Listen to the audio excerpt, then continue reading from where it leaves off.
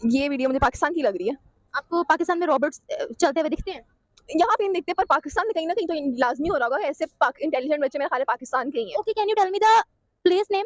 No, I don't know the place name. मैं आप देख सकते हैं पाकिस्तानियों की सोच के जब भी नहीं, मेरी तो बात सुनिए। सबसे पहले तो आप जिस तरह के सवाल करती हैं, मैं आप ही के जो निम्रा अहमद के जो व्यूअर्स हैं, मैं उन्हीं से पूछना चाहूँगी, जो पाकिस्तानी जितने भी लोग मुझे देख रहे हैं, कि ये जिस तरह के सवाल करती हैं, इनके सवालों में ही वो नेगेटिविटी नज़र आ रही थी इस जगह पे मैं जिस तो आपसे सवाल कर रही हूँ। मैं आप मुझे फैक्ट्स एंड फिगर्स से कायल करें, आप मुझे फैक्ट्स एंड फिगर्स आगे रखें। रोबोट पीछे इंसान को रिप्लेस करके रोबोट लगा किसी इंसान की जरूरत नहीं पड़ती, बल्कि यह फुल्ली ऑटोमेटिक है। इस रिक्शा पर बैठकर आपको सिर्फ उस जगह का नाम बोलना होता है जहां आपको जाना है, और यह रिक्शा आपको ये रक्षा है, ये रोबोट लगाया। पहले यहाँ पर बंदा लगा होता था रोबोट की जगह। इंडिया का कोई मुकाबला नहीं है। हम इस टाइम इंडिया के पाँव के बराबर भी नहीं है। आईटी इंडस्ट्री की बात की जाए तो इंडिया इस टाइम लीड कर रही है, और हम इंडिया से कोसों दूर हैं। नहीं, क्योंकि बद अच्छा बदनाम बुरा, तो हम 1970 से बदनाम हो चुके हैं। अब हम अच्छे हो भी जाएं तो मुझे याद है मैंने एक दफ़ा 2016 में पोस्ट लगाई थी कि I am from Pakistan, what do you think about me. वो इंटरनेशनल ग्रुप था, तो उसमें से 300 कमेंट थे, जिनमें से 270 करीब थे टेररिस्ट टेररिस्ट टेररिस्ट टेररिस्ट ऐसे था।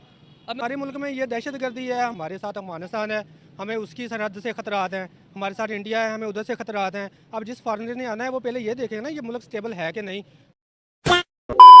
जय दोस्तों, भारत के गुजरात के सूरत के एक लड़के ने भाई तांगा बनाया है, यानी कि जो रोबोटिक तांगा है, पीछे 2 सवारी बैठ सकती हैं। आप लोगों ने कई वीडियो में देखा होगा और आप देखते भी होंगे कि मजदूर हैं ऐसे सामान को लेकर चलते हैं। अब वो तांगा लेकर चलेगा, जिसे पाकिस्तानी हो चुके हैं भारत की टेक्नोलॉजी के दीवाने। आप लोग वीडियो देखिए, उसके बाद बात करते हैं। ये है कि इंडिया का एक मैट्रिक का बच्चा है जिसने 4-5 साल से काफी मेहनत की है और एक रोबोटिक टांगा बनाया है, यानी कि अब इंडिया में टांगे भी रोबोटिक चलने वाले हैं। जैसा कि हम सब जानते हैं कि इस वक्त दुनिया डिजिटल की तरफ मूव कर रही है, और अगर इसी चीज का कंपैरिजन हम पाकिस्तान से करें तो पाकिस्तान इस वक्त टेक्नोलॉजी की रेस में कहां है? क्या पाकिस्तान में डिजिटल हो रहा है? क्या पाकिस्तान के बच्चे भी प्रोडक्टिविटी शो कर रहे हैं? लिटरेसी रेट बढ़ रहा है या नहीं बढ़ रहा है? और ये वीडियो पाकिस्तानी अवाम को भी दिखाते हैं और स्क्रीन पर भी आप क्लियरली देख सकते हैं। तो बढ़ते हैं अवाम की जानिब और जानते हैं उनसे इनके रिव्यूज। तब तक के लिए मेरे साथ रहें।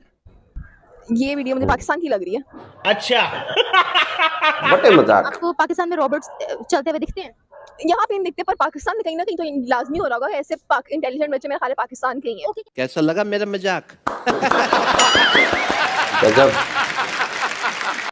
Can you tell me the place name? No, I don't know the place name. मैं एक जगह देखकर कैसे प्लेस का नाम गेस कर सकती हूँ? पाकिस्तान फिर भी अगर आप कह रहे हैं कि ये पाकिस्तान की है, तो आपको कहीं ना कहीं तो लगता ही होगा ना कि इस एरिया में डेवलपमेंट ज्यादा हो रही है, इस एरिया में वर्किंग ज्यादा हो रही है, तो यहाँ पर रोबोट काम कर सकते हैं। डिफरेंट चीज़ की डेवलपमेंट ज़्यादा हो रही है। अब ये नहीं कह सकते कि एक डेवलपमेंट हो रही है। Different development. अब आप अगर कौन सी डेवलपमेंट की बात कर रही हैं, तो आप ये मत कहें कि पाकिस्तान में कोई डेवलपमेंट नहीं हो रही। बहुत सी डेवलपमेंट हो रही है। हर तो आपसे पूछ रही हूँ कौन सी डेवलपमेंट हो रही है? हर तरह की। आप मुझे बताएं कहाँ पे डेवलपमेंट नहीं हो रही, जो आप कह रही हैं कौन सी डेवलपमेंट हो रही है? नहीं, मुझे तो आपसे जानना है ना कि कौन सी डेवलपमेंट के बारे में आप बात कर रही मेरी हैं। बात सुने पहले, तो मुझे आपका चैनल ही, आप अगर पाकिस्तान के खिलाफ बोल रही हैं तो आप तो मेरे से बात ही मत करें ना। आपने शायद गलत बंदा चुन लिया बात करने के लिए। लेकिन मैं तो बात ही नहीं, मुझे तो आपके ये तो रिव्यूज बात चाहिए। गलत आप है ये मुझे बंदा।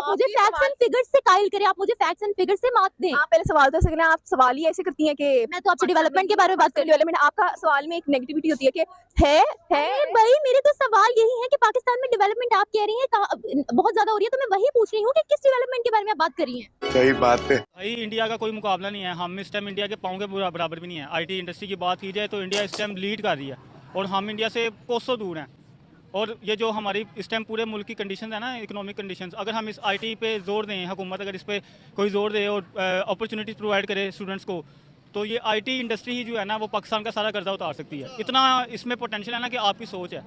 इंडिया $350 बिलियन कमा रहा है। इंडिया तो भाई, इंडिया का हमारा कुछ मुकाबला नहीं है। अच्छा, हाँ जी। कैसे देखते हो? आपके एक टाइम था कि जब हम कहते थे कि भाई हम उनसे आगे हैं। अब यहाँ पर भी थोड़ा सा किसी बंदे के पास भी जाओ, पूछो कि मुकाबला कर सकते हैं, कहेंगे हाँ हाँ भाई हम सबसे आगे हैं। भाई पाकिस्तान इंडिया के किसी भी शोबे में जो है ना, इंडिया के मुकाबले नहीं है, किसी भी शोबे में। अच्छा, वहाँ की गवर्नमेंट एक अच्छी गवर्नमेंट है, हमारे यहाँ कोई गवर्नमेंट ही नहीं है, कोई स्टेबल गवर्नमेंट नहीं है। गवर्नमेंट कोई बनती भी है तो वो 3 साल के बाद जो है ना, वो डिमोलिश हो जाती है।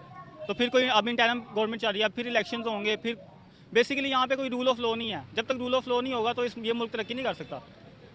आप समझ सकते हैं, हमने जब अपनी डिग्री कंप्लीट की, हमारे पास 100 ख्वाब थे कि यार डिग्री कंप्लीट की, अच्छी जॉब मिलेगी, ये होगा वो होगा। कितने पैसे लगाए डिग्री पे?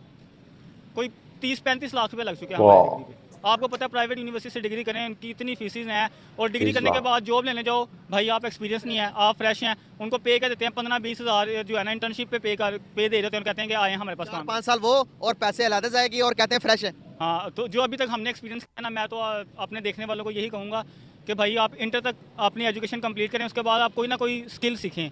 आईटी स्किल्स आपके हाथ में होनी चाहिए, आपको मास्टर होना चाहिए आईटी स्किल में। बदनाम बुरा, तो हम 1970 से बदनाम हो चुके हैं, अब हम अच्छे हो भी जाएं।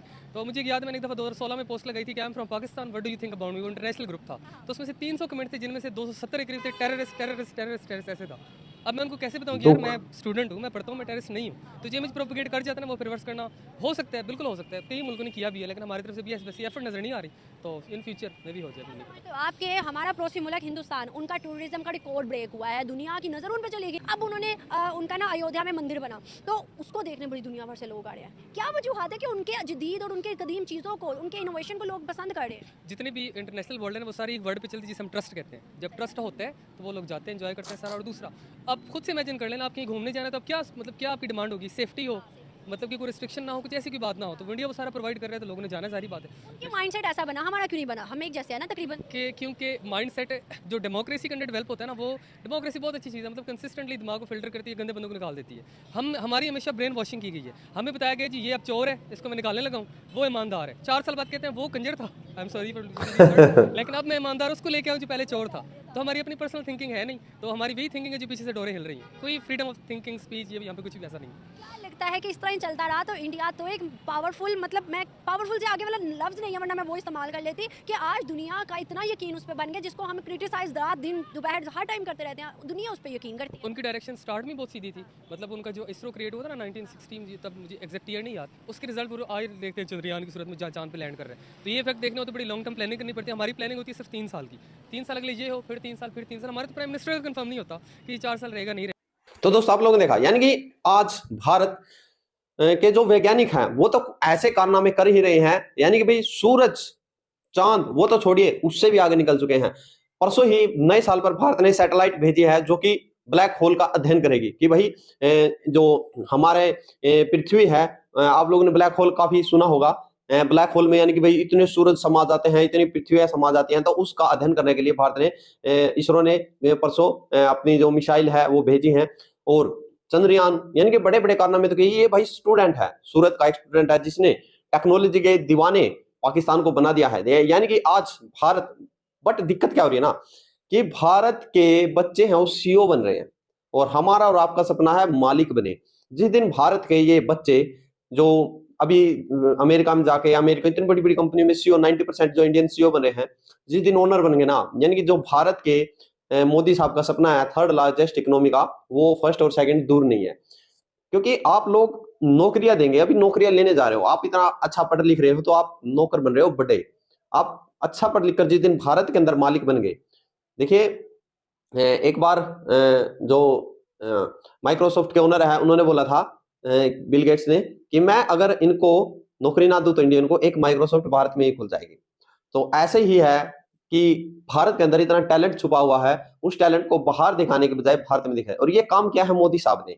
जब से मेक इन इंडिया आया है, भारत का इतना एक्सपोर्ट हो चुका है कि जो माल इंपोर्ट होता था भारत पैसे देता था उसके, अभी भारत माल को भेज रहा है और बाहर से पैसे आ रहे हैं, इसीलिए 5th लार्जेस्ट इकोनॉमी भारत बना है।